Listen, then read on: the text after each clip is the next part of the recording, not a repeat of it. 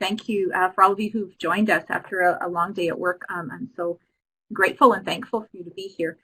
We're going to talk a little bit about what to expect today, and then if you join us again next week, what will happen next week, and then we'll jump right into it.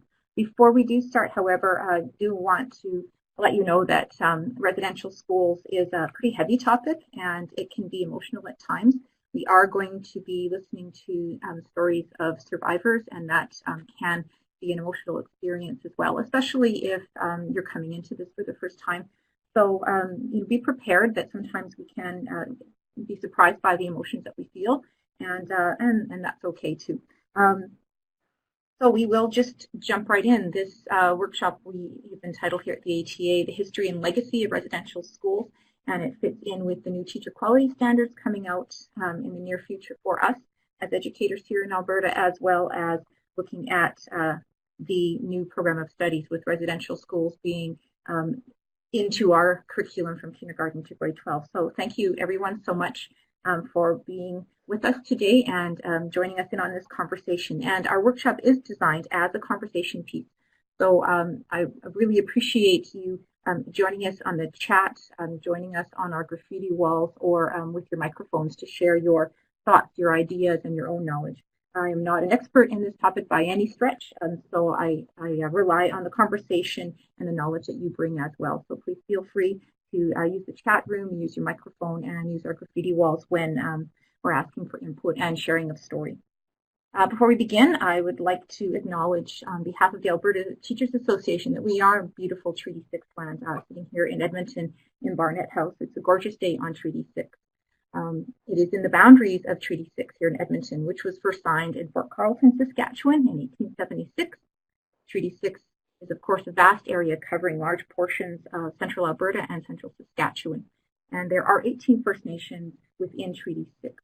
There's the Plains Cree First Nations, the Nakota, the Saulteaux, the Dene Sule First Nations, and, of course, the Métis Nation, all call Treaty 6 our home. We would like to acknowledge the traditional knowledge holders and the elders who are still with us today and those who have gone before us. We hope for their guidance today as we learn about residential schools. I'd like to introduce myself briefly to you since we can't see each other face to face. I'm so happy to be walking with you today on this journey. My name is Cheryl Henderson. Devon is my married name, but my family name is Henderson. I am Métis. I'm Red River Métis and very, very proud to be. I teach junior high for the past 25 years with Edmonton Public Schools, and before that I worked in Lac La Biche at the junior high up there. So junior high, that's my peeps, that's where my heart belongs. And I'm seconded now from Edmonton Public to the ATA to work on the Walking Together project that I'll explain in just a second. On the side, you can see a picture of myself and my sons, my husband, and my fur baby, my dog. They are the reason why I'm doing this work, as well as the other two pictures, my grandfather, my grandmother, and my father in the top right-hand side. And below that, my grandfather with the fiddle, my uncle in the guitar way down at the bottom, and my father on accordion. They are the reason why I'm doing this work with the Alberta Teachers Association. I'm part of an amazing team called Walking Together. We are 6 Indigenous teachers from across the province who have been seconded to the Alberta Teachers Association to work on reconciliation. And this is our first workshop to fit in with our project. And the reason why I'm here is because my children and making sure that they have the best possible future, and of course for my ancestors, my father and my family that has come before. So I'm very honored to honor my family by doing this important work. Please tell me a little bit about yourself, where you're from across our gorgeous province, and anything else you would like to say, where you teach, what you teach. It just gives us an idea of who we are as a group today. So I'll give you a few minutes to take your tool and write on the graffiti wall your name, where you're at, what you teach, and anything else that you would like to share. Oh, and you'll have maybe some good insights that you could tell us. I see you have a bit about your grandmother attending residential schools, so thanks for sharing that. Okay, is that everybody, I believe? Ready to move on? So our workshop on residential schools, we follow the format set out by the Truth and Reconciliation Commission, who said with reconciliation comes 4 A's: the awareness of harm caused, the acknowledgement of harm caused, the atonement for that harm, and then taking action. So we have taken that framework of the 4 A's, and all of our Walking Together workshops follow that format. So today for residential schools, we're going to be looking at the first 2 A's. And I have those ones in the top in black for you so you can see where we're going, and then I'll talk about where we're going next week. We'll first look at what was it that was the precursor to residential schools, because they didn't just happen organically. There were specific legislations and policies put into place here in Canada that led to the development of residential schools. So we'll spend a little bit of time on history looking at that, because if we don't know what the policies were, then it's hard to put residential schools into context. From that, we'll move on to the hardest part of the workshop, which is the acknowledgement of harm. And that's where we hear stories from former students, from our survivors and our thrivers, and really looking that truth head on, and what were the experiences of survivors at residential schools? What was the impact on the individual, the family, the community? That's where we're going to be going today. Next week, we'll be looking at the atonement piece. When residential schools became known in the public, what steps did our government take to make amends, to say sorry, and what steps did they do beyond an apology? Then we will look at the action piece. And that's, I think, the most powerful piece for us, and for us as educators, the thing that gives us hope. We want to make sure that when we are done the 2-part workshop with you, that you leave in a place of hope, and in a place that that you feel there's something that positive that can come out of this dark part of our history. So we'll look at actions that schools have taken, actions that citizens in this country have taken. We'll share resources with you that you can take back to your classroom, or that you can use just personally and professionally, wherever you are on your journey of reconciliation. So next week, we really like to give you that practical piece to help you as a teacher learning about residential schools, and then eventually taking it to your classroom. Okay, now when we do this as a workshop, we try to keep it as interactive and as participatory as possible. So one thing we do use is a structure called the KAGAN activities. It's a cooperative learning system. And one thing that we do with this is taken from Quiz Trade. If you're interested in looking at this, all of our resources we will be putting on our Walking Together website that is housed under the ATA website. You can download, if you're interested, the cards that we use for this cooperative learning activity within our workshop. It's pretty adaptable to classes all the way from Div 1 all the way up. In this activity, we try to set the learning to see what do you know already. It is that lesson set. And in the workshops, we have cards with questions on the front, answers on the back. We ask participants to take a question, to go around, introduce themselves to each other, and to quiz each other on the questions. And then they trade them and they go off. And we can really see, we can cover a lot of facts about residential schools in a very short period of time. And you can do a self-assessment of how much you previously know about residential schools before starting this work. We can't do that in a webinar. So what we have instead for you, I've picked out 5 of the facts that we have in our quiz trade activity. And some of these are true, some of these are false. So Dan will show you where on the bar to go, but what I would like you to do is have a read through these, do a little self-assessment of what you know about residential schools already. When you look at these 5 statements on your computer screen, some are true. If you think they're true, Dan will show you where to take your little check and just put a check by it and think, yes, that's a true statement. Some of these are, however, false. So when you look at it and you think, no, that can't possibly be true about residential schools, we'll ask you to put an X by it.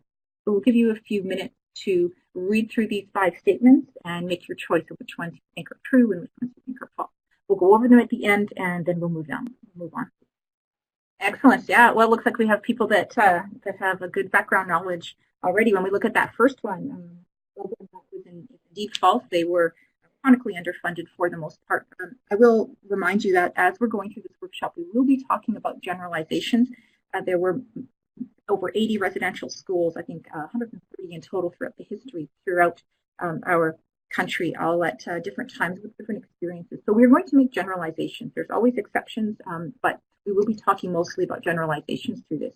So generally speaking, residential schools were not well funded at all. In fact, students were used as labor to maintain the school and in some cases grow even the food for the school.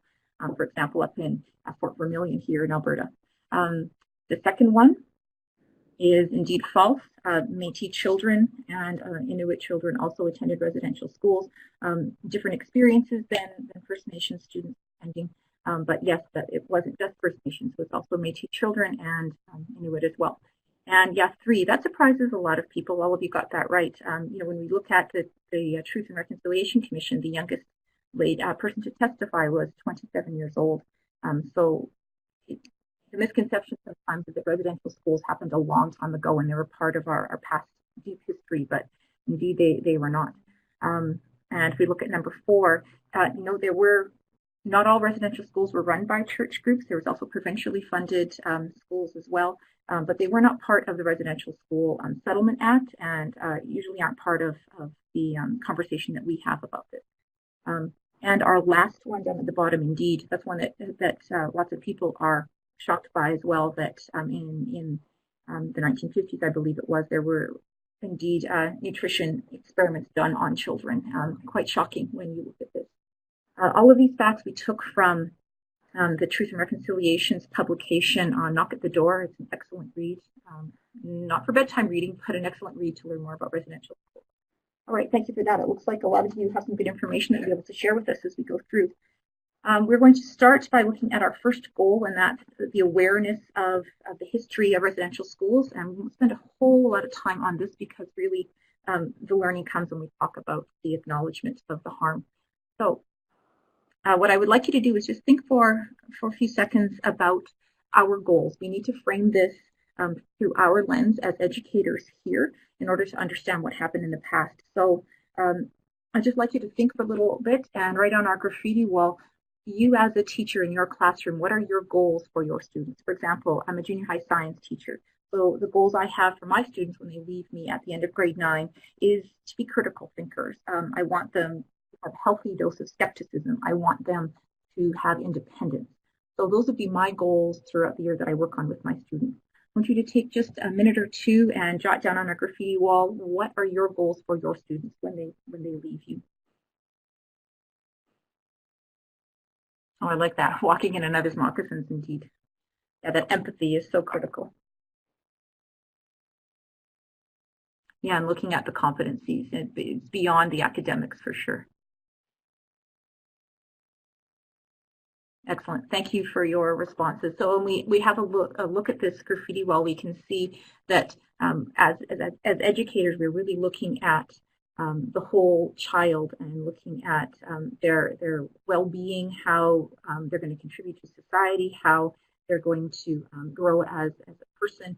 We really look at that caring element. We are educators and we are caring people. These are our goals that we set for our students.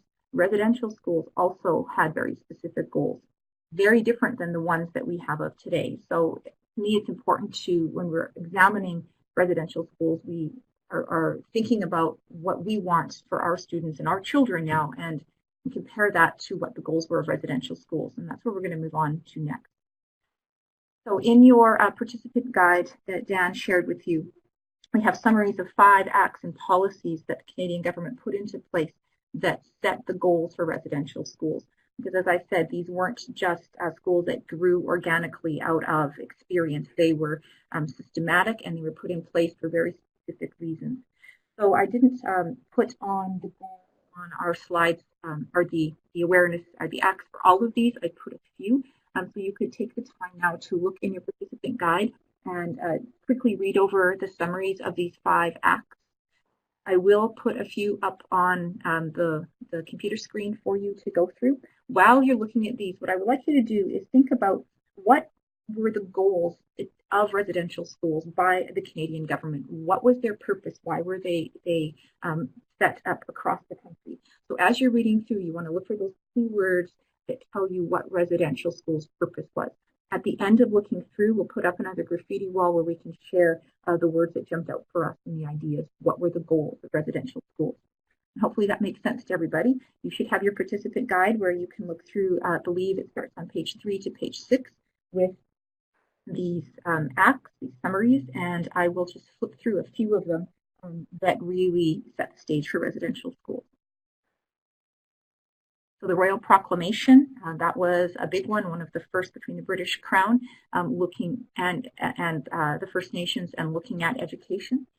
So when we read through this one, you want to look at those keywords to tell you why residential schools were important to the Canadian government.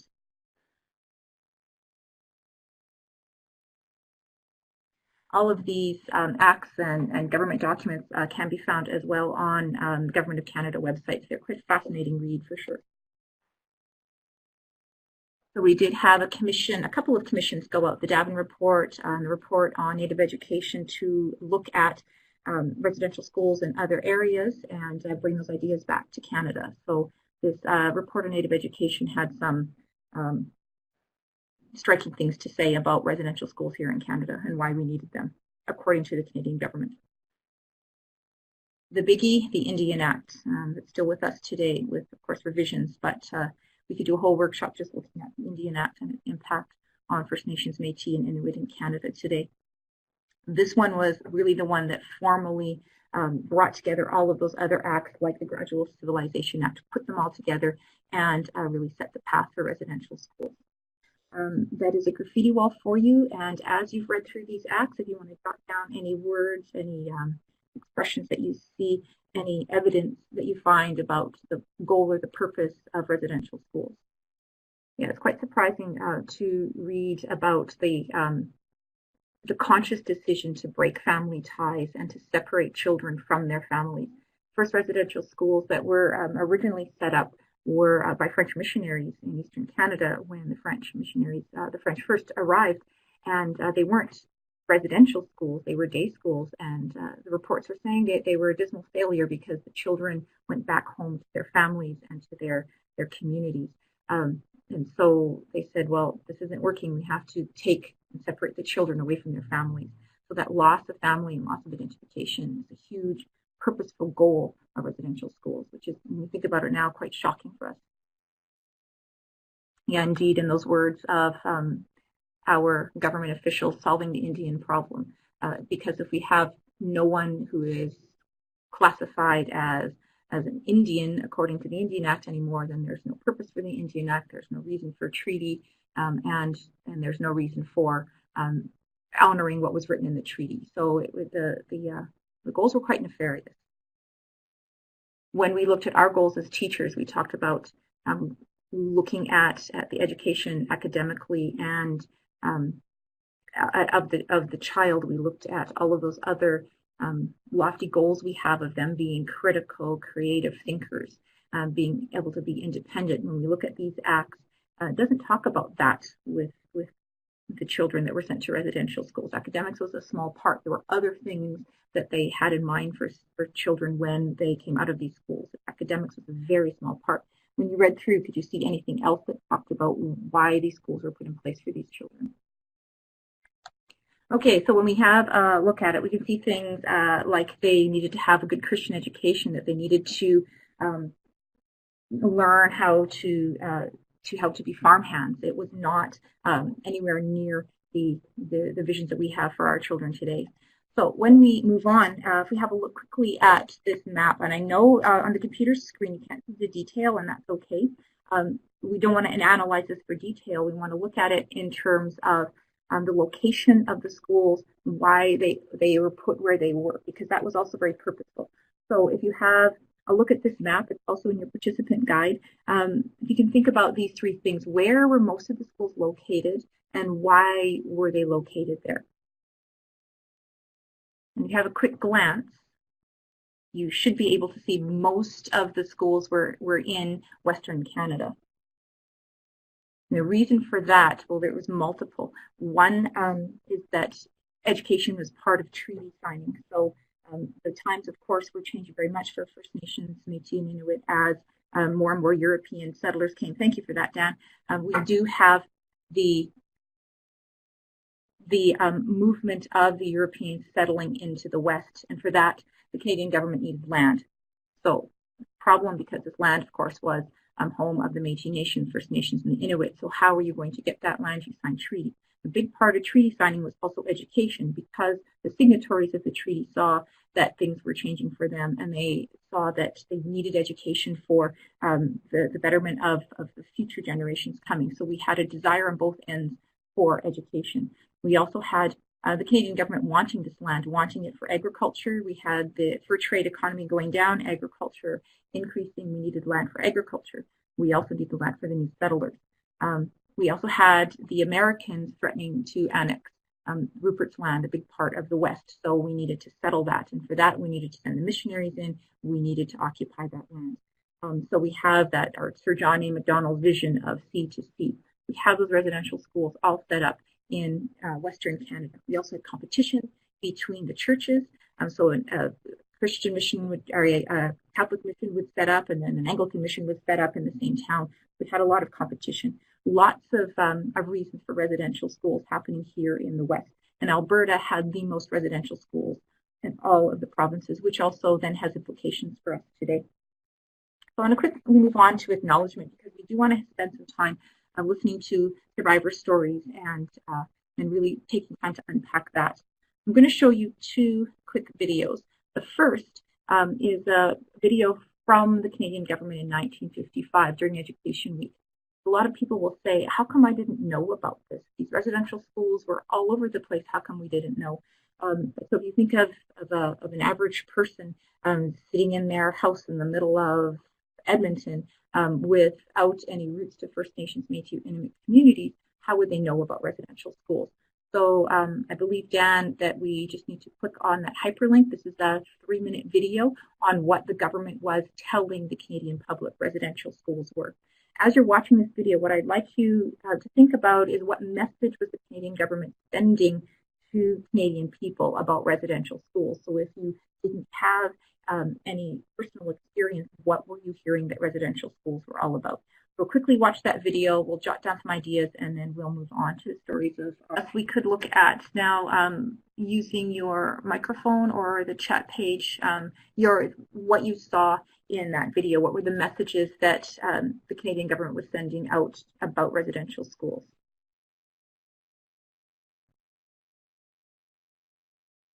I know the line that always gets me is when he talks about the neglect, saving them from the neglect of their home. That just the attitude that is portrayed about the students not knowing or having any education at home really just gets to me. So if we take some time either with our microphones or on the chat page, that would be awesome. I think what got to me was the portrayal of how wonderful they're treating these children. But if you look at the kids, they didn't look very happy in most of the pictures. Yeah, you could see the sadness on their faces. Kids aren't good actors that way, for sure.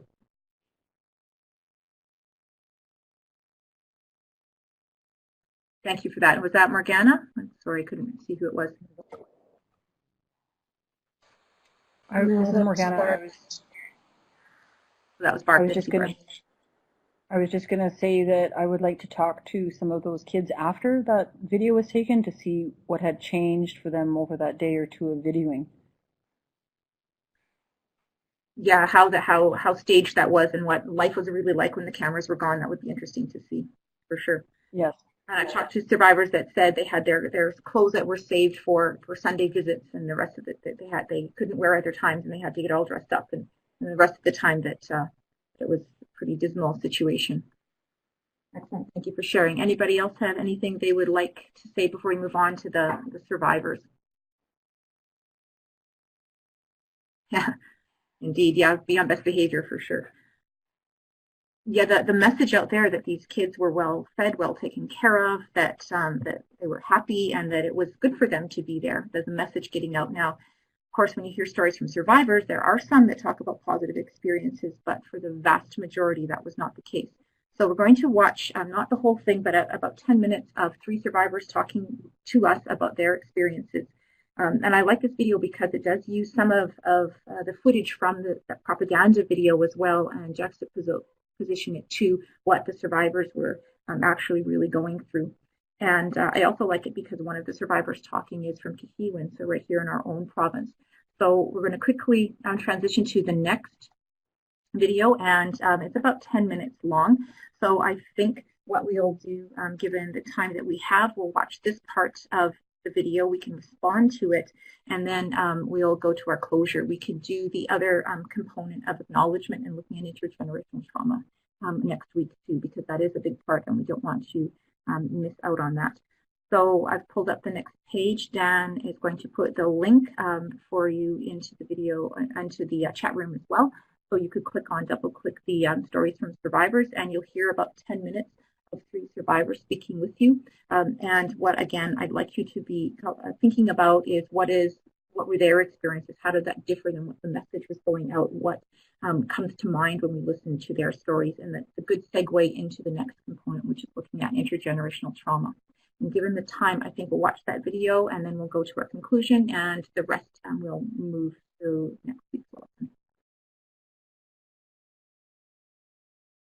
Okay, I hope you all have had a chance to watch. I know it's so hard listening to the survivor stories, but we need to honor them. That is part of reconciliation process, is to confront the truth so that we can then do something about it.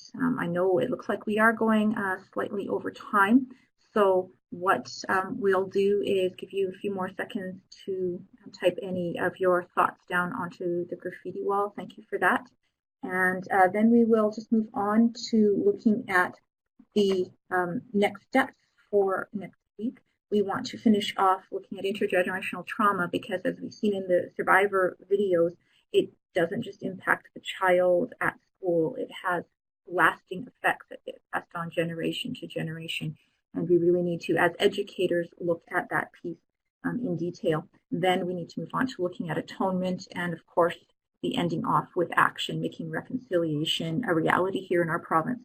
So what we'll do is we'll skip to the very last page in our presentation today, where I'll ask you to write down any parting thoughts that you may have, anything that we didn't talk about today or we had to rush through a little bit you would like to delve more into next week. Any questions that you have that I haven't been able to answer for you today, or you haven't had an opportunity to ask, and if there's anything at all that we can look at that you would like for next week. We're going to move on to that page, and we'll debrief what we've written here from the stories of our survivors. I can't imagine either losing my children and knowing that they're going to some place that is not going to be very good for them. I would like to thank everybody for joining us this afternoon. I know after a long day of teaching, it is a heavy topic to look at, and I hope you're back with us next week where we can look at the whole part of reconciliation and share with you some ideas of what you can do in your classroom to move reconciliation forward and to look at residential schools with your classes. Thank you again, everybody, and I hope you have a wonderful week and safe travels if you are going anywhere.